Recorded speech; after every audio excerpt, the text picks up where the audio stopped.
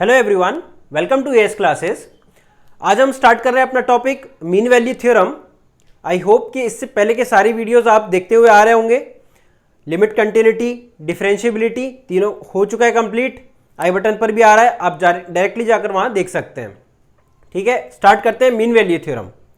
चलिए, mean value theorem में क्या है, फर्स्ट थ्योरम हम लिखते हैं रोल्स थ्योरम, या इसको बोलते हैं fundamental mean value theorem. Fundamental mean value theorem statement है पहले इस थ्योरम के, और इनका क्या मीनिंग है इसको देखते हैं फिर हम। स्टेटमेंट पहला है F of x is continuous function in closed interval. इसका मतलब है closed interval A to b. अब ये मैं बताऊंगा आपको क्या एफ ऑफ एक्स है, क्या ए टू बी है, सब बात करेंगे। फिर सेकंड लाइन लिखिए f of x is differentiable function in open interval A to b. इसको बोलते हैं ओपन इंटरवल, मतलब ए और बी यानी जो एंड पॉइंट्स है इंटरवल के, ये इंटरवल गिवन होगा क्वेश्चन में, ये इंटरवल के एंड पॉइंट्स यहां पर इंक्लूड नहीं है। ठीक है, थर्ड पॉइंट है F of A equals to F of B. ठीक है, इसके बारे में बात करेंगे अभी। ठीक, then there exist at least one point C, उस पॉइंट को नाम दिया C, such that F dash C equals to 0। अब देखते क्या है इसमें। क्या है देखिए, सबसे पहले मैं एक फिगर बना रहा हूं, उससे आप समझिए। ये मैंने एक फिगर बनाया, ऐसा कुछ फिगर बनाया एक। ठीक है, इस फिगर में क्या लिखा है कि अगर देखिए ये पॉइंट जो है, ये पॉइंट ए है और ये पॉइंट बी है। ठीक, ये आपका हो गया क्या, एफ ऑफ एक्स यानी वाई, और ये एक्स एक्सिस है। अब इसमें क्या है कि अगर ये पॉइंट ए है तो इसके करस्पॉन्डिंग ये पॉइंट क्या होगा, एफ ऑफ ए। ठीक है, ये सॉरी, ये पॉइंट अगर बी है तो इसके करस्पॉन्डिंग ये पॉइंट क्या होगा, यही पॉइंट एफ ऑफ बी हो जाएगा, या f of A equals to F of b, है ना। ठीक है, ये मैंने कुछ ऐसे एग्जाम्पल बनाया ताकि ये कंडीशन सेटिस्फाई हो जाए, ये वाली कंडीशन सेटिस्फाई हो जाए।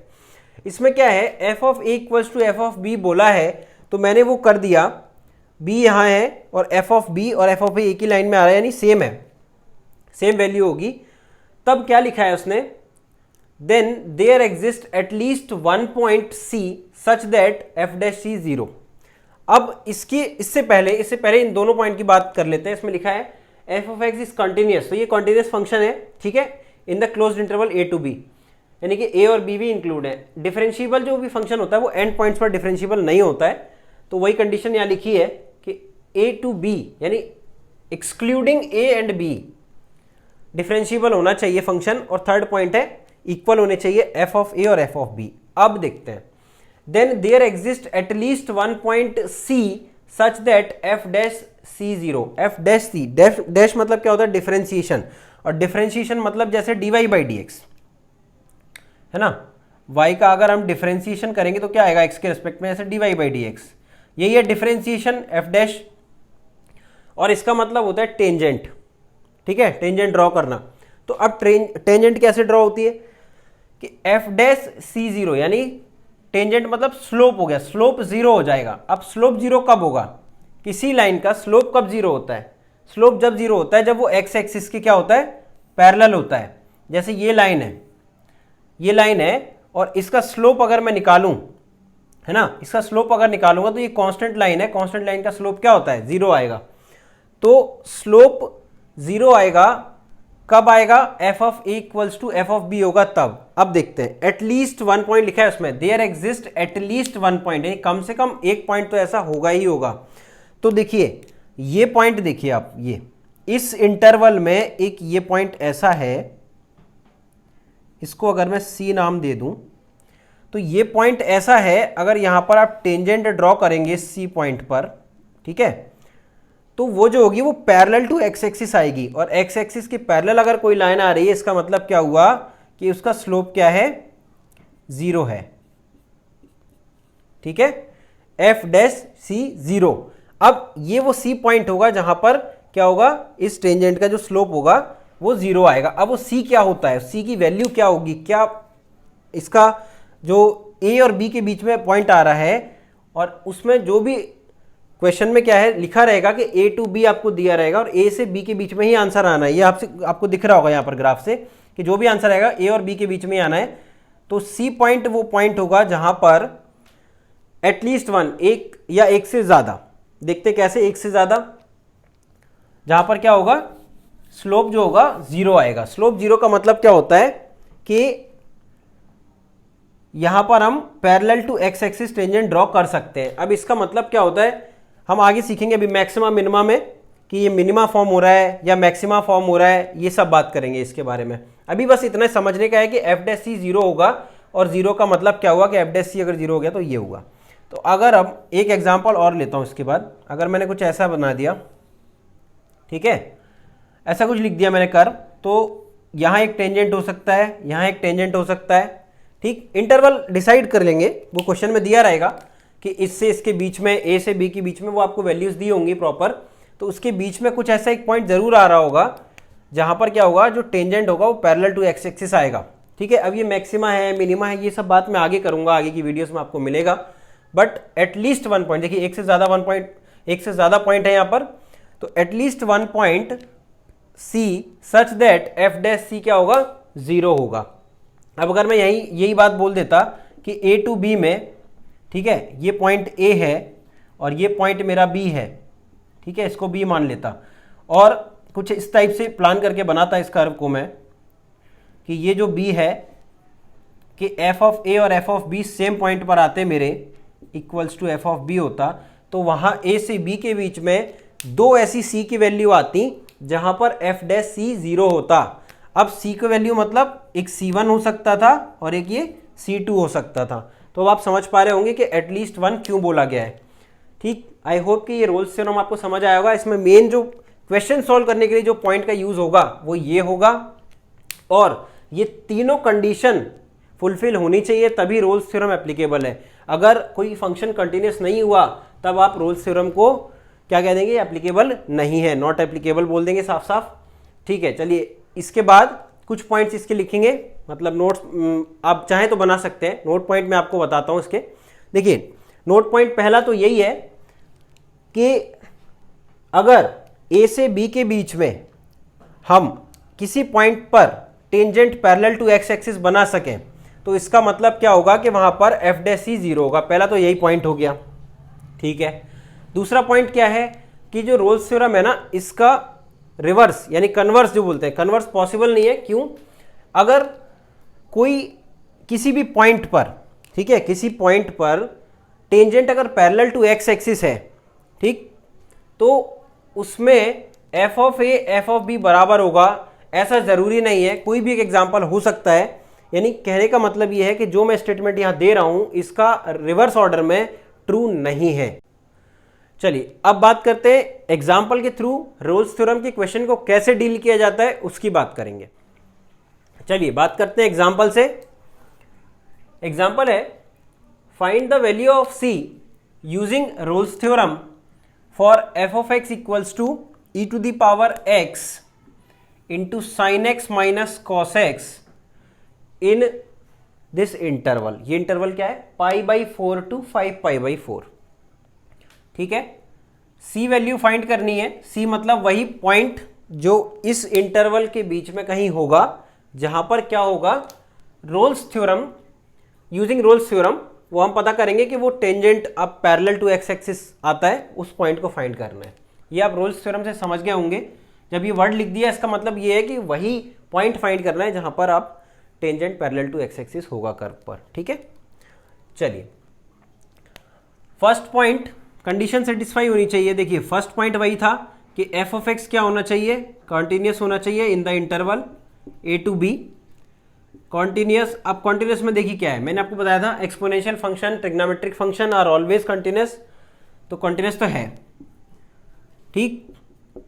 डिफरेंशिएबल आप देखेंगे, डिफरेंशिएबल, ये डिफरेंशिएबल भी है, ठीक। डिफरेंशिएबल फंक्शन होते हैं, साइन एक्स है, कॉस एक्स है, e to the power x, differentiable in the interval this to this, ठीक है। चेक करने की नीड नहीं है। अगर कुछ भी दिक्कत हुई, कुछ भी दिक्कत मतलब कैसे, फंक्शन देखकर आपको पता चलेगा कि डिफरेंशिएबल हो सकता है किसी पॉइंट पर, या कोई ऐसा पॉइंट होगा जहां ना हो डिफरेंशिएबल। अब एफ ऑफ एक्स जैसे पिछले एग्जाम्पल आपने करे होंगे, उसमें मैंने चेक करवाए थे कि डिफरेंशिएबिलिटी चेक कैसे करते हैं, तो वो तरीका आप अप्लाई करेंगे। वो फंक्शन पे डिपेंड करता है। अगर फंक्शन को डिफाइन किया अलग अलग इंटरवल में और कुछ ऐसा पॉइंट जानबूझकर दिया गया है वहां पर, तो आपको ना थोड़ा जज करना है। पिछले एग्जाम्पल आप पहले करे होंगे, उससे आप पता कर लेंगे कि एफ ऑफ एक्स कैसा दिया होगा, तब मुझे चेक करना पड़ेगी डिफरेंशिएबिलिटी। तो ये हो गया फर्स्ट। सेकंड, थर्ड पॉइंट की बात करते हैं। थर्ड पॉइंट क्या था? F of A equals to F of b. तो इसका मतलब क्या है? जो ए और बी लिखा था, तो ये तो हुआ ए, कंपेयर करें अगर ए बी से, तो और ये हुआ बी, तो ए बी हो गया। यानी एफ ऑफ पाई बाई 4 जो होना चाहिए वो एफ ऑफ 5 पाई बाई 4 के बराबर होना चाहिए। तो देखते हैं, अपन चेक करते हैं इसमें क्या है। एफ ऑफ पाई बाई 4 आप पहले चेक कीजिए कितना है। तो एफ ऑफ पाई बाई 4 करते हैं तो e to the power pi by 4 आया, ठीक है। और ये कितना होगा? Sine pi by 4, sine pi by 4 minus cos pi by 4। ये आपको पता है, sine pi by 4 cos pi by 4 1/√2 1/√2 दोनों होते हैं, यानी कि ये 0 आएगा, ठीक है। अब बात आती है कॉस ये 5 पाई बाई 4 की, तो e to the power 5 pi by 4, ठीक है। यहां से तो इक्वल नहीं दिख रहा, देखते हैं आगे क्या होता है। Sine 5 pi by 4, sine 5 pi by 4, और ये आया कॉस 5 पाई बाई 4, ठीक है। अब आपको ये आना चाहिए साइन 5 पाई बाई 4 और कॉस 5 पाई बाई 4 क्या होता है, यहां बात करते हैं इसके बारे में। अलग अलग से बात करेंगे आराम से, कोई बात नहीं है। साइन 5 पाई बाई 4 बस समझ आना चाहिए, कल को अगर कुछ और जरूरत पड़ गई कहीं और किसी क्वेश्चन में, तो आपको फिर बन जाना चाहिए वहां पे। तो आप ऐसे कर सकते हैं, sign pi plus pi by 4, ठीक है, sine pi plus pi by 4। या अगर आप डिग्रीज में बात करें तो 180 प्लस 45 हो जाएगा, 225 डिग्री की बात कर रहा हूं मैं यहां पर। तो sine pi plus pi by 4। अब आप क्वाड्रेंट सिस्टम अगर देखें जो हमारा था, तो अगर आपने ये ऐसा कुछ पढ़ा होगा 11th में, ए सी टी ऐसे ऐसे करके पढ़ा होगा ना, all ratios are possible, cos and sec are possible, इस सॉरी पॉसिबल नहीं, positive, all are positive, cos and sec are positive, tan and cot और साइन, इस टाइप से कुछ पढ़ा होगा आपने, ठीक है। तो sine pi plus pi by 4। अब हुआ क्या कि साइन जो हुआ पाई प्लस पाई बाई 4, यानी कि ये तो हुआ पाई बाई 2 और ये हुआ फिर से पाई बाई 2, यानी पाई, यहां से यहां तक तो हो गया पाई, इससे और पाई बाई 4 आ गया, यानी थर्ड क्वाड्रेंट में आ गया। थर्ड क्वाड्रेंट में देखिए साइन का कोई ऑप्शन नहीं है, यानी साइन नहीं होता है। टेन और कॉट की बात करते हैं हम, तो यहां पर क्या होगा? साइन नेगेटिव आएगा, ठीक। साइन 5 पाई बाई 4 जो होगा वो minus of sine pi by 4 होगा, तो ये आ जाएगा -1/√2। अब बात करते हैं कॉस पाई बाई 4 की, तो सिमिलरली देखिए cos pi by 5 pi by 4 वो भी यही आएगा थर्ड क्वाड्रेंट में, तो वो भी नेगेटिव होगा। तो यहां पर वैल्यू क्या आएगी? -1/√2 माइनस ऑफ -1/√2, इस टाइप से आएगा ये, ठीक। तो माइनस माइनस हुआ प्लस, और ये कैंसिल तो 0, तो ये भी 0 आ रहा है, ठीक है। ऐसे ही 0 डायरेक्टली लिख देना, लिख सकते हो आप, बट आपको एग्जैक्टली रीजन पता होना चाहिए कि 0 आता कैसे है वो, ठीक है। तो अब ये कंडीशन तो सारी सेटिस्फाई कर रहा है, मतलब ठीक है। और इसमें लिखा भी है कि यूजिंग रोल्स थ्योरम, इसका मतलब ये है कि कंडीशन सेटिस्फाई होना भी चाहिए थी। तो हमने एक बार चेक कर लिया कि भाई कंडीशन सेटिस्फाई हो भी रही है कि नहीं हो रही है, ठीक है। ये सिर्फ चेकिंग, एग्जाम के दिन आपको चेक नहीं करना है, वहां लिख दिया कि Rolle's theorem is applicable on this function, तो है भाई, फिर जबरदस्ती चेकिंग वेकिंग करके टाइम वेस्ट नहीं करना है उसमें आपको। तो अब बात करते हैं, जो मेन पॉइंट था कि अगर f of A equals to F of b है, तो एटलीस्ट वन पॉइंट ऐसा होगा जहां क्या होगा? एफ डैश सी 0 हो रहा होगा, है ना, ऐसे लिखा है। तो देखते हैं, तो उसके लिए पहले एफ डैश एक्स निकालना होगा। तो एफ डैश एक्स का मतलब क्या हुआ? Differentiation of F of x. तो करते हैं इसका डिफरेंशिएशन। मैं क्या करता हूं, इस पूरे को एक फंक्शन मान लेता हूं और इसको एक फंक्शन मान लेता हूं। तो u इंटू वी रूल लगा सकते हैं, तो लगाते हैं। ई टू द पावर एक्स को एज इट इज रखा, इसका डिफरेंशिएशन किया, तो साइन एक्स का डिफरेंशिएशन हुआ कॉस एक्स, और कॉस एक्स का हुआ माइनस साइन एक्स, और बीच में माइनस है तो ये हुआ प्लस साइन एक्स, ठीक है। आप ध्यान से देखते रहिएगा, बिल्कुल प्लस। ये फंक्शन को एज इट इज रख दिया मैंने, sign x minus cos x को एज इट इज रख दिया, और ई टू द पावर एक्स का डिफरेंशिएशन तो वही का वही होता है। एफ डैश एक्स निकाला है अभी, तो एफ डैश सी बोला है, अगर सी निकालना है के बोल सकता था, ये कुछ भी हो सकता है, वो तो एक वेरिएबल हो गया। सी बोला है तो चलिए काम करते हैं, एफ डैश सी, एक्स को सी रख दिया और इक्वल्स टू 0 रखते हैं फिर। तो एक्स को ये सी रख दिया, कॉस सी हो गया प्लस साइन सी हो गया plus sine C minus cos C equals to 0, sorry e to the power C और आएगा इक्वल्स टू 0। बिल्कुल आराम से सॉल्व करते हैं ना। E to the power C common आ रहा है, कॉमन लेते हैं। अब क्या बचा, cos C plus sine C plus sine C minus cos C equals to 0। देखिए कॉस सी से कॉस सी कैंसिल हुआ। अब थोड़ा रीजनिंग बाई बात करेंगे हम, क्या क्या मतलब कारण क्या होते हैं। अब देखिए कि ई टू द पावर सी बचा और 2 साइन सी आया इक्वल्स टू 0, ठीक है। अब थोड़ा स्पेस क्रिएट करते हैं, आगे बात करेंगे इसकी। अब इसमें करना क्या है कि 0 क्या क्या होगा, ई टू द पावर सी 0 हो सकता है क्या कभी। देखिए भाई 2 फैक्टर हैं, इसका मतलब या तो ये 0 होगा या तो ये 0, किसी एक को तो 0 होना ही पड़ेगा। तो ई टू द पावर सी 0 हो सकता है क्या, ई टू द पावर सी कभी 0 नहीं होगा, बस एक ही कंडीशन में होगा, जब सी क्या हो जाए, माइनस इनफाइनाइट हो जाए। तो क्या वो पॉसिबल है, सी माइनस इनफाइनाइट का मतलब क्या हुआ, डिफाइन ही नहीं है, तो ऐसी बात तो हम करेंगे नहीं। तो फाइनाइट वैल्यू की अगर बात कर रहे हैं हम सी की, जो कि इस इंटरवल में आने वाला है, ए टू बी जो गिवन था क्वेश्चन में, तो ई टू द पावर सी 0 नहीं है, मतलब इसका ये 0 होगा। तो देखिए 2 तो कांस्टेंट है तो वो तो गया सो गया 0, साइन सी 0 होगा। अब बात करते हैं यहां पर साइन सी इक्वल टू 0, ठीक है। साइन सी 0 कब कब होगा, सी को मैं क्या रखूं जो 0 आ जाए, सी को मैं पाई रख सकता हूं, सी को 2 पाई रख सकता हूं, सी को 3 पाई रख सकते हैं एंड सो ऑन, क्योंकि सारे इंटीजर मल्टीपल ऑफ पाई पर साइन थीटा की वैल्यू 0 होती है, ये हमने पढ़ा है। तो अब सॉल्यूशन भी लिख देता हूं। अगर यहां पर एक बात हमने पढ़ी थी कि साइन थीटा इक्वल्स टू 0 का सॉल्यूशन पढ़ते थे हम, है ना। साइन थीटा इक्वल्स टू 0 का सॉल्यूशन क्या पढ़ते थे, थीटा इक्वल्स टू एन पाई।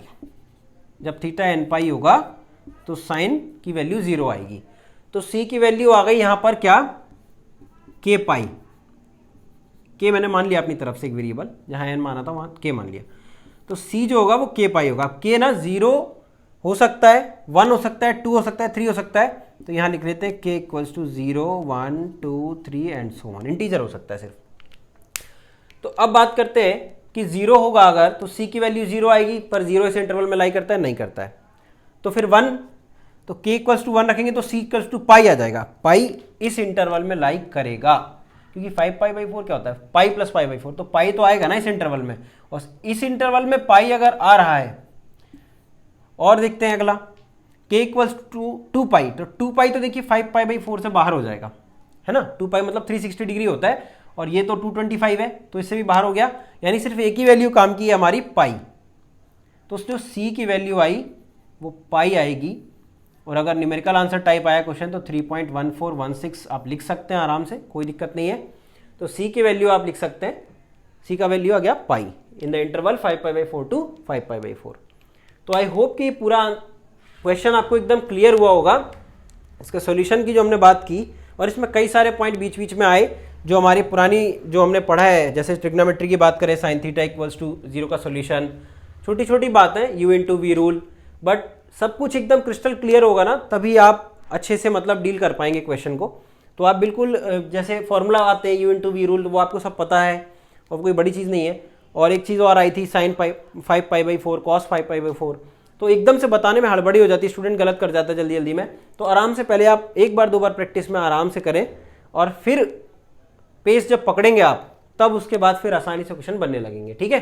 तो चलिए बात करते हैं फिर नेक्स्ट थ्योरम की। नेक्स्ट थ्योरम देखते हैं क्या होती है। चलिए बात करते हैं सेकंड थ्योरम की, theorem 2 Lagrange's mean value theorem, या इसको बोलते हैं फर्स्ट मीन वैल्यू थ्योरम। अब इसमें देखिए पहले 2 स्टेटमेंट वही है जो रोल्स थ्योरम में थे, कि जो भी फंक्शन हमें दिया होगा वो कंटिन्यूस होना चाहिए ए से बी में closed interval, F of x is differentiable in open interval A to B, ठीक है। तब तीसरे पॉइंट में लिखा है then there exist at least one point C between A B such that इसमें लिखा है F dash C equals to F of B minus F of A upon B minus A. अब ये तो बात है सिर्फ स्टेटमेंट वाइज, बट इसको देखते कैसे हम फिगर वाइज देखेंगे। अभी एक फिगर बनाते हैं, उससे देखेंगे कि ये क्या फॉर्मूला है और ये कैसे आता है, इसका क्या मीनिंग है। तो आप पेशेंसली देखते रहिएगा। सबसे इंपॉर्टेंट ये थ्योरम मानी जाती है तीनों थ्योरम में, रोल्स थ्योरम, LMVT यानी लैग्रेंजेस मीन वैल्यू थ्योरम और कॉचीज मीन वैल्यू थ्योरम। तो तीनों में सबसे इंपॉर्टेंट ये है। तो इसकी बात करते हैं। एक कर्व के थ्रू मैं इसको समझाता हूं। देखिए कैसे, एक कर्व बना रहा हूं पहले। मान लीजिए कुछ कर्व बनाया मैंने ऐसा, ठीक। और कई लोग पहले भी सोच रहे होंगे कि जब मैं रोल्स थ्योरम ऐसे बनाया था, रोल्स थ्योरम में कर्व तो ऐसा बनाया कि पैरेलल टू एक्स एक्सिस ही टेंजेंट आया था। तो उस समय भी अगर किसी के मन में ऐसा डाउट आया कि नहीं ऐसा बना लो, नहीं आ रहा parallel to x axis tangent, तो उस बात को यहाँ मैं क्लियर करता हूँ। इस थ्योरम में उस चीज़ की बात होगी कि कैसे हम ये जो पॉइंट लिखा है ना, देयर एग्जिस्ट एटलीस्ट वन सी, ये कैसे हम यहाँ पर प्रूफ करेंगे कि सी आएगा भाई ए और बी के बीच में। तो पहले देखते हैं, अगर ये कर्व है मान लीजिए, तो ए पॉइंट ये हो गया और बी पॉइंट ये हो गया, ठीक है। ये ए बी इंटरवल गिवन होगा क्वेश्चन में आपको।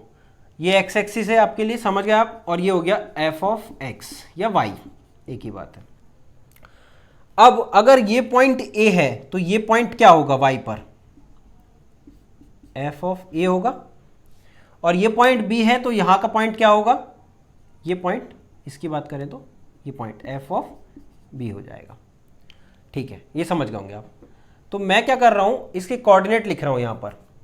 कोऑर्डिनेट कैसे लिख रहा हूं, अगर मैं इस पॉइंट को ए नाम दे दूं और इसको बी लिख देता हूं, तो यहां का जो कोऑर्डिनेट आया वो कितना आया, b comma f of b आया।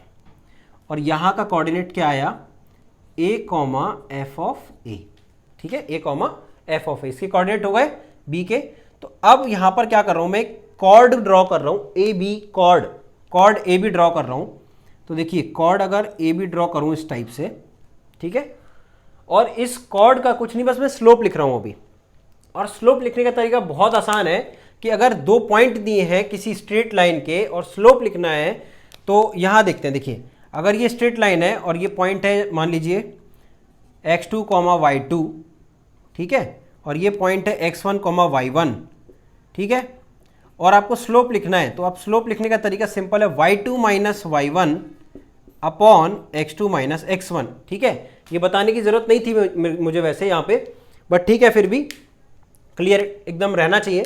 तो यही तरीका मैं वहाँ अपना रहा हूँ स्लोप लिखने का, 2 पॉइंट फॉर्म से। तो कैसे लिखेंगे कि स्लोप लिख रहा हूँ, यानी slope of chord A B की बात हो रही है, slope of chord A B. तो क्या होगा, देखिए F of B minus F of A, आप कंपेयर कर पा रहे होंगे ना, F of B minus F of A upon B minus A, F of B minus F of A divided by B minus A, ठीक है। ये तो हुआ slope of chord A B. अब बात आती है कि ये हमने किया तो क्यों किया। अब इसके पीछे एक बात और कि क्या मैं इस कर्व पर इसी कॉर्ड के पैरेलल क्या टेंजेंट ड्रॉ कर सकता हूं, ठीक है, बिल्कुल कर सकता हूं। अगर मैं कुछ ऐसा टेंजेंट बनाऊं यहां पर, ठीक है, ये पैरेलल टू दिस कॉर्ड हो गया, ये टेंजेंट आ जाएगी। तो आप टेंजेंट को अच्छे से बना लेंगे, ये टेंजेंट आ गई, ठीक है, और ये यहां इसको टच करती है एक पॉइंट पर कर्व को।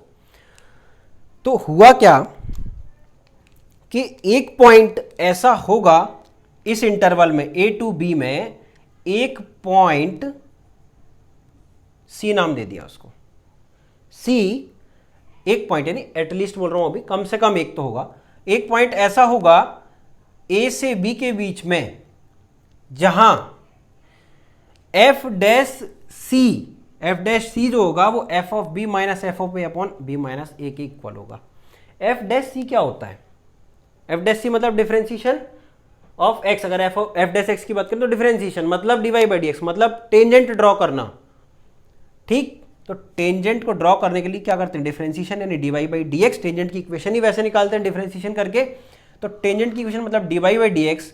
तो इसका मतलब ही था इस पॉइंट पर, अगर ये पॉइंट को मैं सी मान लूं तो ये एफ डैश सी की वैल्यू हो जाएगी और ये इक्वेशन एफ डैश एक्स से ही निकलेगी।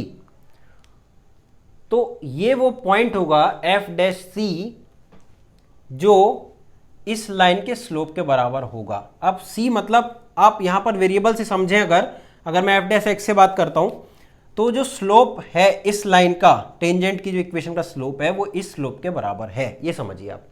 यानी कि टेंजेंट का स्लोप इज इक्वल टू इस कॉर्ड का स्लोप। ठीक, और वो होगा भी, क्यों होगा? पैरेलल लाइंस का स्लोप सेम होता है, ये बात भी आपको पता है, पैरेलल लाइंस का स्लोप सेम होता है, तो इसलिए इन दोनों का स्लोप बराबर होना चाहिए, वही ये स्टेटमेंट कहता है, बस और कुछ नहीं है। ठीक, डायरेक्टली आप याद ना रखें इस तरीके से कि बस रट लिया एफ डैश सी बराबर F of B minus F of A upon B minus A, कुछ भी कर दिया, है ना। तो लेकिन किसी दिन इसकी इंटरप्रिटेशन की बात आएगी, स्टेटमेंट वाइज क्वेश्चन कुछ आया अगर थ्योरेटिकल, तो फिर बनाने में बहुत तकलीफ होगी। इससे अच्छा है कि आप यहां से समझें बिल्कुल क्लियर एकदम और इसका मीनिंग समझ लें। कॉर्ड ऑफ ए बी का जो स्लोप मैंने लिखा वो ये हुआ और यही इस चीज़ के इक्वल है कि उस पर टेंजेंट ड्रॉ किया कर्व के ऊपर और उनका स्लोप क्या होगा? सेम होगा। ये बात मैं यहाँ कहना चाहता था। अब देखिए, अब वो एफ डैश सी इसके इक्वल होगा, ये हमारा इक्वेशन हो गया, इसी से क्वेश्चन सॉल्व होने वाले हैं। ठीक है, पर मीनिंग आपको पता होना चाहिए, एक ही बार तो पढ़ना है मीनिंग। अब ये हो गया, अब क्या बात कर सकते हैं? इसमें भी वही है, रोल्स थ्योरम में, रोल्स थ्योरम जैसा ही है कि इसका भी कन्वर्स पॉसिबल नहीं है। ठीक है, रिवर्स इसका ट्रू नहीं है। अब कुछ और बात करते हैं, क्या कि इसका क्या मतलब होता है? जो एफ डैश एक्स निकालते हैं ना हम, इसको क्या बोलते हैं? ठीक, तो आपको ये तो पता होगा कि डिफरेंशिएशन का मतलब क्या होता है? रेट ऑफ चेंज, है ना, रेट ऑफ चेंज। तो ये जो होता है एफ डैश एक्स करना, एफ डैश एक्स करना मतलब होता है instantaneous rate of change. Instantaneous, किसी भी इंस्टेंट में एफ डैश सी इंस्टेंटेनियस। ठीक है, instantaneous rate of change, instantaneous rate of change. ठीक है, अब ये किस चीज के इक्वल है? यानी कि एफ डैश सी को मैंने लिख लिया इंस्टेंटेनियस रेट ऑफ चेंज, और ये जो स्लोप निकालने का तरीका है ये भी तो रेट ऑफ चेंज ही है भाई, ये भी तो डिफरेंस है, ये भी डिफरेंस है। यानी कि रेट ऑफ चेंज तो ये भी है, बट ये क्या है? Average rate of change. तो LMVT ये बताती है कि इंस्टेंटेनियस रेट ऑफ चेंज जो होता है वो क्या होता है? इक्वल होता है एवरेज रेट ऑफ चेंज के। ठीक है, या आप बात करें इंस्टेंटेनियस वेलोसिटी इक्वल, क्योंकि रेट ऑफ चेंज क्या होता है? यानी कि विद रिस्पेक्ट टू डिस्प्लेसमेंट अगर आप देखें तो क्या होगा? ये वेलोसिटी का काम कर जाएगा रेट ऑफ चेंज। तो instantaneous velocity equal to average velocity, ये भी आप बोल सकते हैं यहां पर। तो ये सब कंक्लूजन है, आप लिखना चाहे पॉइंट बना के लिख भी सकते हैं।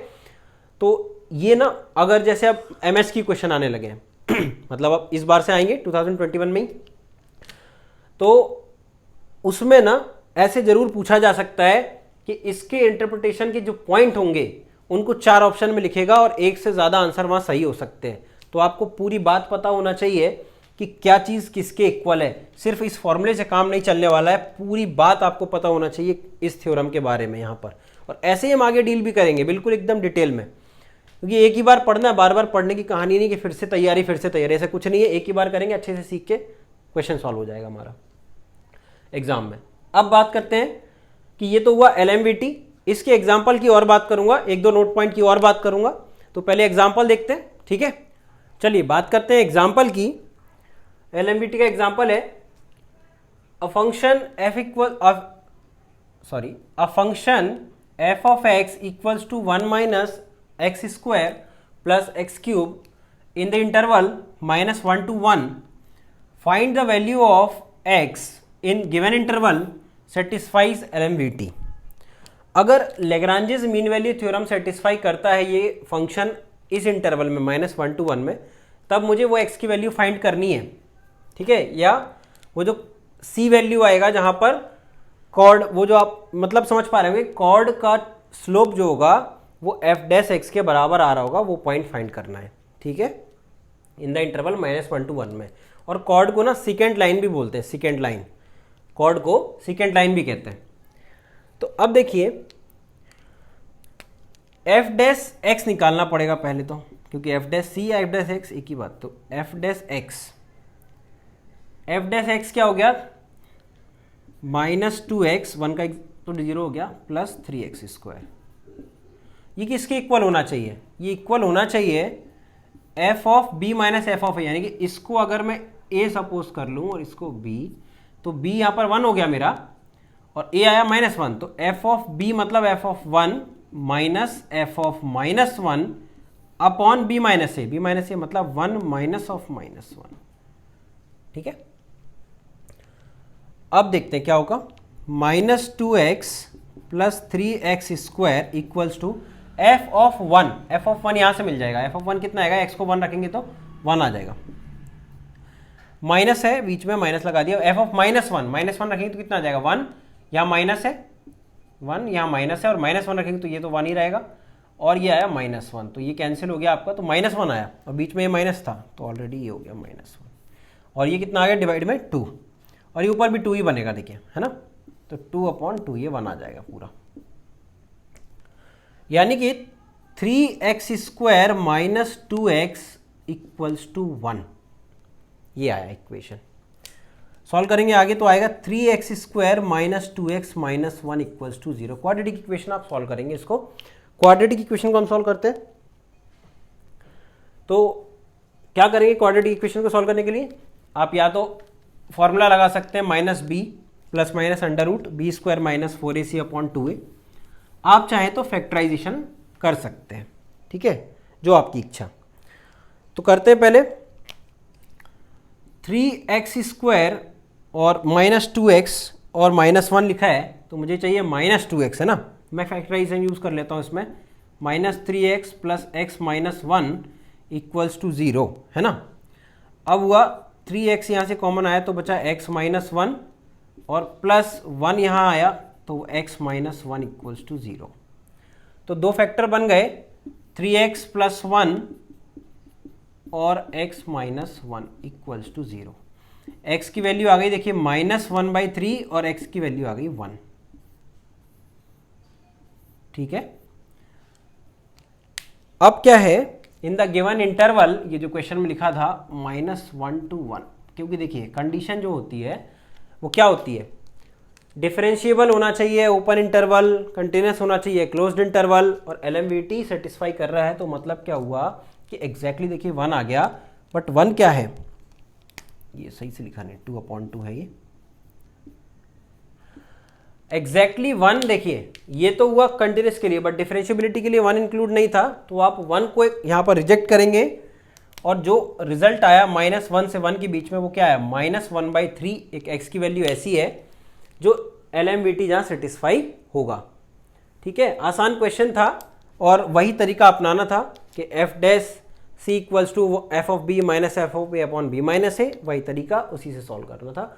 बट मेन बात क्या है कि उसका जो हमने पॉइंट बनाए थे, अभी कुछ नोट्स आपने लिखे होंगे 1-2 पॉइंट, वो काम के हैं फॉर अगर कोई क्वेश्चन ऐसा आया जो थ्योरेटिकल हुआ तो वो काम आएगा आपको, ठीक है। चलिए अब बात करते हैं next theorem, Cauchy's mean value theorem. चलिए बात करते हैं कॉचीज मीन वैल्यू थ्योरम की। Theorem 3 Cauchy's mean value theorem, या इसको बोलते हैं सेकंड मीन वैल्यू थ्योरम, ठीक है। अब इसमें क्या होता है, इसमें ना एक फंक्शन नहीं 2 फंक्शन होते हैं, ठीक है, 2 फंक्शन की बात होती है। तो 2 फंक्शन लिखे, f(x) and g(x) are continuous in closed interval a to b। First 2 condition वही है जो पहली 2 थ्योरम में थी, f(x) and g(x) are differentiable in a to b open interval, ठीक है। अब थर्ड पॉइंट भी वही है लगभग, बस 2 फंक्शन के लिए बना दिया गया है कि g' x 0 नहीं होना चाहिए for all x belongs to a to b, then there exists at least one point between a to b such that this f dash c upon g dash c बराबर equals to f of b minus f of a upon g of b minus g of a। देखिए g dash x जो है वो zero नहीं होना चाहिए, अगर ये जीरो हो गया तो ये डिफाइन नहीं होगा, इसलिए पहली कंडीशन दे दी कि g डैश x जो है वो जीरो नहीं होना चाहिए a to b में।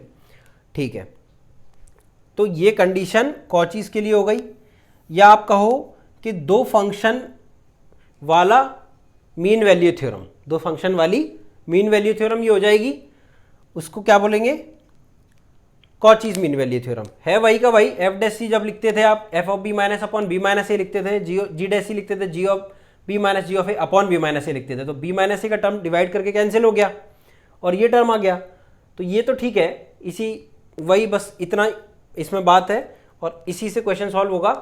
और मैंने यहाँ एक एग्जांपल लिख रखा है, एफ ऑफ एक्स ये आपके लिए, जी ऑफ एक्स ये है, इस फंक्शन दोनों फंक्शन के लिए क्या है, आपको क्या निकालना है, कॉचीज जो थ्योरम है वो सेटिस्फाई होती है, इंटरवल है 1 to 2, क्लोज्ड इंटरवल ये लिखा हुआ है जैसे 1 to 2, आपको वो वैल्यू फाइंड करनी है 1 से 2 के बीच में जो इससे आने वाली है, यानी सी की वैल्यू फाइंड करनी है आपको यहाँ पर। तो आप इस रिलेशन से फाइंड करेंगे और कमेंट बॉक्स में इसका आंसर बताएंगे, क्या आपका आंसर आया, ठीक है, तो आंसर ज़रूर बताएं। क्वेश्चन एग्जाम्पल आसान है, सेम ये फॉर्मूला है, इस तरीके से करना है, ज़्यादा टफ नहीं है, तो एक आंसर ज़रूर बताएं ना इसका। ठीक है, चलिए आगे बात करते हैं फिर और एग्जाम्पल की। चलिए बात करते हैं एग्जाम्पल की। The Rolle's theorem holds for the function f of x equals to 2x cube plus ax square plus bx in the interval -1 to 1 at c equals to 1/2, then a and b are.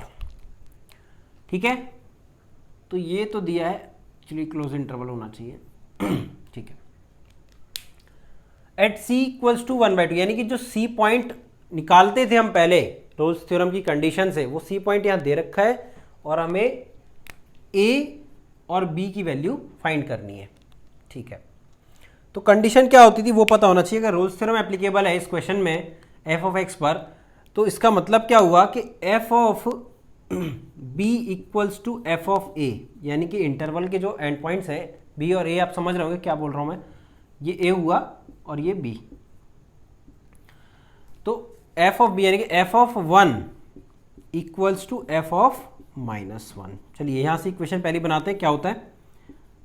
तो f of 1 क्या होगा, f of 1 यानी x को 1 रखेंगे आप इसमें, तो क्या आएगा 2 + a + b, 2 + a + b आ जाएगा, और -1 रखेंगे तो क्या आएगा, देखिए यहाँ -1 रखेंगे तो आएगा -2, यहाँ रखेंगे तो वही रहेगा a, और यहाँ रखेंगे तो -b हो जाएगा।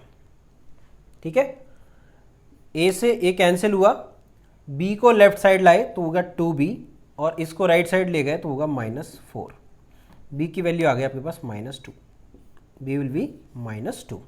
ठीक है, अब a के लिए क्या करें, ये तो हो गया b के लिए। अब a के लिए आपको क्या करना चाहिए, f dash c equals to 0, यही तो होता था, f dash c equals to 0, उसी के लिए तो सॉल्व करते थे ना। तो c आपको पता है यहाँ पर, तो आपको f डैश x पहले फाइंड करना है और फिर x की जगह पे c वैल्यू रख देनी है। अब देखिए क्या इसका डिफरेंशिएशन, 3 × 2 = 6x स्क्वायर आया प्लस 2ax आया और प्लस b आया। ठीक है, और f डैश c मतलब क्या हुआ 1/2 रख दिया मैंने, x की जगह पर 1/2 रख दिया तो 1/4 आएगा, 2 × a × 1/2 प्लस b, ये 0 होगा, f डैश c 0 होता है। तो ये कितना आ गया देखिए 6/4 यानी कि 3/2 plus a plus b equals to 0, 3/2 plus a value क्या है नहीं पता है, b -2 आ चुका है, लेकिन a -2 b वैल्यू -2 आया इक्वल्स टू 0। a वैल्यू आप यहाँ से फाइंड कर सकते हैं, क्या आएगा ये वैल्यू 2 - 3/2, 2 - 3/2 यानी a आपके पास आ गया 1/2। ठीक है, a आ गया 1/2 और b आ गया -2। अब न्यूमेरिकल आंसर टाइप में कुछ भी पूछ लेते हैं, a + b बताइए, a - b बताइए, तो वो आप सॉल्व कर सकते हैं, ज़्यादा टफ नहीं था। तो ये एक और वेरिएशन हो गया रोल्स थ्योरम का कि आपको जो A to B इंटरवल में हम फाइंड करते थे वो पॉइंट जहां पर एफ डैश सी 0 होता था वो पहले से ही गिवन था क्वेश्चन में, और आपको उसकी हेल्प से कुछ अननोन फाइंड करने थे, तो वो आपने किए ऐसे। ठीक है, अब इसके बाद एक एग्जांपल और लेता हूं, थोड़ा नेक्स्ट लेवल पर जाते हैं। इसमें आप देखेंगे वो एग्जांपल अच्छा एग्जांपल है। चलिए देखते हैं, चलिए स्टार्ट करते हैं एक एग्जांपल के साथ। अगला एग्जांपल है LMVT के ऊपर ही है। अब ये क्वेश्चन ना थोड़ा डिफरेंट है, बाकी जो हमने अभी क्वेश्चन किए वो तो ठीक है, आसान थे। इस क्वेश्चन को आप ध्यान से देखेंगे और ये एक अच्छा वेरिएशन हो सकता है गेट पॉइंट ऑफ व्यू से। 2 मार्क्स में क्वेश्चन अगर आ जाए तो वो इस टाइप का जरूर आ सकता है फिर।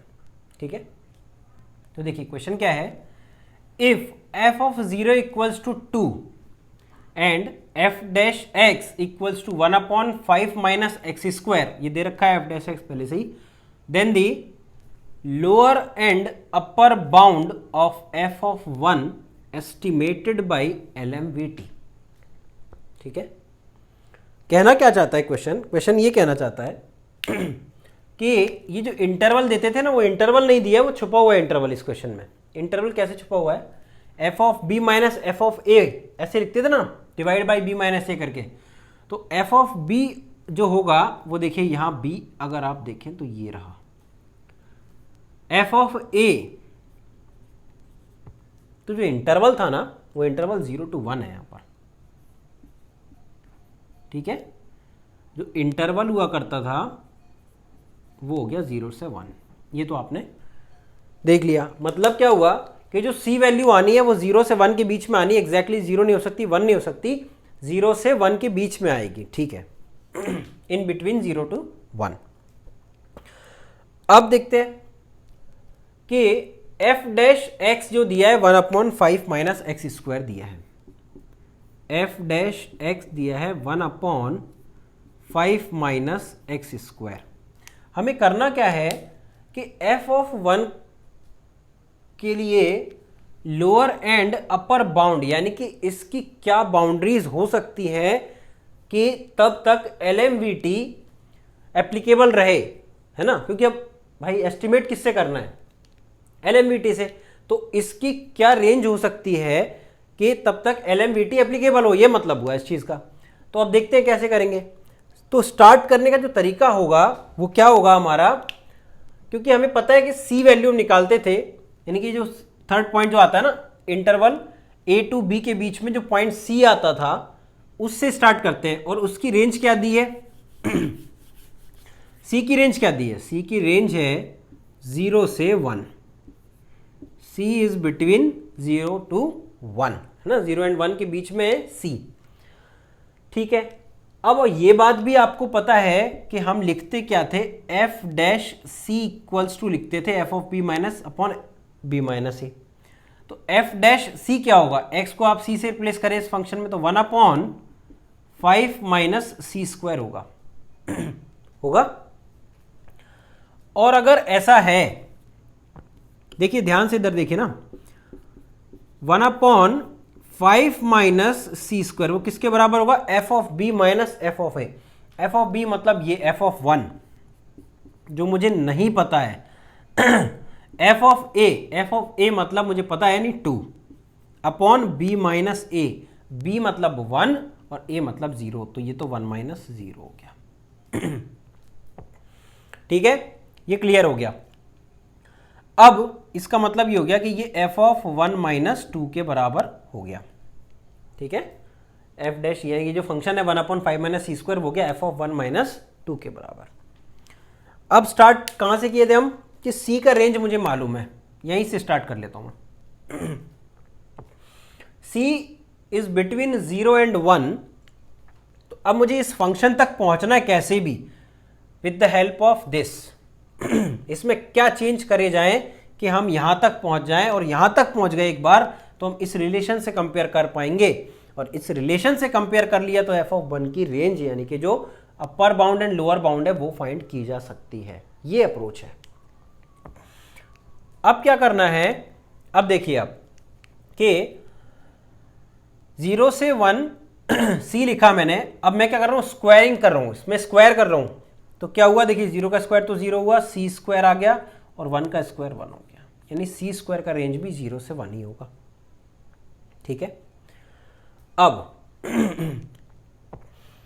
मुझे क्या चाहिए, ध्यान से देखिए, यहां से देखते हैं, माइनस चाहिए। अभी अपॉन की बात नहीं कर रहा हूं, अपॉन में क्या आएगा बाद में देखेंगे, पहले तो सी स्क्वायर आ गया देखिए, अब माइनस चाहिए सी स्क्वायर के आगे, तो माइनस से मल्टीप्लाई कर दिया। और ये बात आपको पता होगी, माइनस से मल्टीप्लाई करने पर इनइक्वालिटी रिवर्स हो जाती है, इनइक्वालिटी रिवर्स हो जाती है। मतलब क्या हुआ देखिए, मैं यहां समझा देता हूं शॉर्ट में, कि अगर मैंने लिखा कि 3 इज ग्रेटर देन 2, 3 2 से बड़ा है, और इसमें माइनस से मल्टीप्लाई कर दिया, तो -3 और -2 मल्टीप्लाई तो कर दिया, बट साइन कैसा होगा देखिए, अब ये जो ग्रेटर देन था वो हो जाएगा लेस देन, क्योंकि -3 -2 से छोटा होता है, तो माइनस मल्टीप्लाई करने से इनइक्वालिटी रिवर्स हो जाती है। तो जैसे ही मैंने माइनस से मल्टीप्लाई किया तो -0 मतलब 0 ही हुआ, और इनइक्वालिटी रिवर्स हो गई, और ये -c² हो गया, और ये हो गया -1। अब आप समझ गए होंगे मेरी बात को, समझ गए। चलिए अगली बात, अब -c² तो आ गया, 5 ऐड करना है, +5, तो 5 ऐड कर दिया पूरी इनइक्वालिटी में। क्या ऐड किया, तो 0 + 5 ये 5 हुआ, और यहां आ गया 5 - c² इज ग्रेटर देन, यहां 5 ऐड करेंगे तो 4 आएगा। यहां तक क्लियर है ना। अब स्पेस थोड़ा बनाते हैं यहां पर, फिर सॉल्व करेंगे इसको। इतना आपको क्लियर हुआ यहां तक, ये इसको मैं लिखा रहने देता हूं, ये सब हटा देता हूं यहां पे। ठीक है, अब देखिए कि 5 - c² हमने निकाल लिया, इस टाइप से आ गया। अब इनवर्स करने से क्या चेंज होगी इनइक्वालिटी में, वो भी चेक कर लेते हैं। अगर मैं लिखूं कि 2 ग्रेटर देन 1, ठीक है, ध्यान से देखना, 2 ग्रेटर देन 1, 2 ग्रेटर देन 1 अगर मैं लिख रहा हूं, और मैं इसमें रिवर्स कर रहा हूं, यानी इनवर्स 1/, कर रहा हूं दोनों को, तो 1/2, और ये हुआ 1/1, 1 का इनवर्स तो 1 ही हुआ, एक ही बात है, यानी 1 ही आएगा। ठीक है, तो क्या होता है, 1/2 छोटा होता है भाई, यानी इनवर्स करने से भी इनइक्वालिटी रिवर्स हो जाती है। ठीक है, तो अब देखिए मैं इसको कर रहा हूं इनवर्स, तो इनवर्स करने से क्या होगा, 5 बना 1/5, इनइक्वालिटी वापस रिवर्स हो गई, देखिए 1/5 - c², और फिर लेस देन हुआ 1/4। ठीक है, इतना क्लियर हो गया होगा आप। अब देखते हैं कि 1/5 - c² किसके बराबर है, ये देखिए, f(1 - 2) लिख सकता हूं मैं यहां पर अब डायरेक्ट, तो मैं लिख रहा हूं 1/5 is less than f(1 - 2) is less than 1/4। ठीक है, अब अगर मुझे f(1) का रेंज फाइंड करना है तो इस 2 को हटाना पड़ेगा। तो इनइक्वालिटी में क्या है देखिए, डबल साइडेड इनइक्वालिटी है ना, एक्चुअली इधर भी है और इधर भी है, तो ये जो -2 है ना, ये लेफ्ट साइड भी ऐड होगा और इस साइड भी ऐड होगा। ये इनइक्वालिटी का सॉल्व करने का तरीका है। तो क्या होगा कि देखिए 1/5 + 2 f(1) जो हुआ, और इस साइड भी हुआ +2। ठीक है, तो f(1) का रेंज क्या आया, यहां बात करते हैं। f(1) का रेंज क्या आया, इसको हटाते हैं। f(1) का रेंज आप देखेंगे तो क्या आएगा, देखिए 5 2 10 और 1, 11/5 से लेकर 4 2 9/4 तक। ये जो बोल रहे थे ना, upper bound and lower bound for f(1) estimated by LMVT, तो मैंने LMVT का यूज किया, और LMVT के यूज से बस इनइक्वालिटी आपको ठीक से हैंडल करते आना चाहिए। और ये 2-3 बातें हमने सीख ली ना, इससे ज्यादा होता भी नहीं इनइक्वालिटी में। ये जो 2 को इधर उधर ऐड करना, इनवर्स करने से क्या चेंज होता है, इनइक्वालिटी रिवर्स होती है, माइनस से मल्टीप्लाई करने से इनइक्वालिटी रिवर्स होती है। ये 2-3 पॉइंट है इनइक्वालिटी के, और इससे ज्यादा कुछ होता भी नहीं इनइक्वालिटी में। तो बिल्कुल आप ये ना सोचिए अब और क्या टफ हो सकता है इनइक्वालिटी में, तो कुछ नहीं होता है। ठीक, इतना समझ लिया आपने, बहुत अच्छे से समझ जाएंगे आप। तो ये हुआ bound, upper bound and lower bound, यही 4 ऑप्शन दे देगा। इस टाइप से कुछ भी बना के f(1) के लिए और पूछ लेगा। ये नेक्स्ट लेवल क्वेश्चन था LMVT का। अगर इनके सब कुछ डिफिकल्ट क्वेश्चन बनता है तो इस टाइप का कुछ पूछा जा सकता है ठीक है। और अगर आप ये सॉल्व कर पा रहे हैं, ये आपने सीख लिया, तो अगर कुछ और इससे n+1 कुछ पूछा जाएगा, इससे ज़्यादा कुछ पूछा जाएगा, तो वो भी आप वहाँ पर हैंडल कर पाएंगे। कॉन्फिडेंस तो आएगा कम से कम कि हाँ हमने भी कुछ डिफिकल्ट क्वेश्चन किए थे अपनी प्रैक्टिस में। ठीक है, आई होप कि क्वेश्चन अच्छा लगा होगा, सेशन अच्छा लगा लाइक कीजिएगा। और अब नेक्स्ट की बात करते हैं कि नेक्स्ट वीडियो क्या होने वाला है। तो नेक्स्ट वीडियो होगा बहुत ही इंटरेस्टिंग, डेफिनेट इंटीग्रल स्टार्ट करेंगे। और एक चीज़ और मैं सोचा हूँ कि एक वीडियो हम डिफरेंशियल इक्वेशन के लिए बनाएंगे।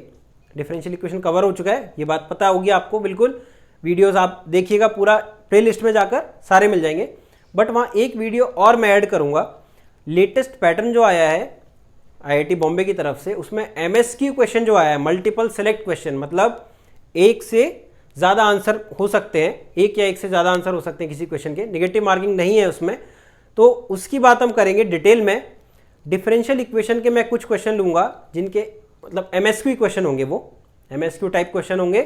तो वो वीडियो जल्दी आपको मिल जाएगा विद इन 1 और 2 डेज, और उसको आप करें तो आपका क्या होगा ना, चैप्टर तो फिनिश हो चुका है, क्वेश्चन भी आप प्रैक्टिस कर चुके हैं, बट जो नया पैटर्न आया उस पर भी आपकी प्रैक्टिस हो जाएगी। तो उस पर भी पकड़ बनाना ज़रूरी है, क्योंकि मैथ्स मतलब आउट ऑफ आउट 13 मार्क्स की बात कर रहा हूँ, 13 में से 13 चाहिए।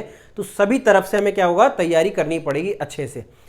नेट क्वेश्चन जो होते हैं, नेट मतलब numerical answer type question, MSQ type question, single choice जो भी क्वेश्चन आने वाले हैं, सब कुछ मैथ्स में तो अपना ही है। टेक्निकल भी आपको पढ़ना है, टेक्निकल भी उतना ही इंपॉर्टेंट है। देखिए मैथ्स की मैं इसलिए बात कर रहा हूँ क्योंकि ये एकदम ईजी होगा, क्वेश्चन आसान आएगा बिल्कुल। तो गलती से भी आपके मार्क्स यहाँ आपको लूज नहीं करने हैं, क्योंकि टेक्निकल टफ हो सकता है, मैथ्स उतना ज़्यादा टफ नहीं आएगा तो बना, और टफ आया भी तभी बन जाएगा यहाँ पर। टेक्निकल में क्या होता है, कोई भी चीज़ अगर थोड़ी भी इधर उधर आ गई तो फिर गड़बड़ होती है, अगर फॉर्मूला याद नहीं आ रहा बाई चांस तो हो सकता है। बट मैथ्स में क्या होगा कि आप रिकॉल कर सकते हैं जल्दी, इसीलिए मैथ्स में आपका आउट ऑफ आउट लाना बहुत ज़रूरी हो जाता है, स्कोरिंग हो जाता है। ठीक है, एग्जाम में अगर टेक्निकल टफ आ गया तो मैथ्स प्लस एप्टीट्यूड 28 मार्क्स जो हैं आपके, 15 + 13 वो डोमिनेट कर जाएंगे उस दिन अगर पेपर टफ आया तब। ठीक है, तो आई होप कि ये क्लियर हो गया होगा। तो लाइक कर दीजिएगा सेशन को, सब्सक्राइब कर लीजिएगा चैनल को अगर फर्स्ट टाइम विजिट कर रहे हैं। ठीक है, चलिए फिर मिलते हैं डेफिनेट इंटीग्रल के साथ। Okay, thank you.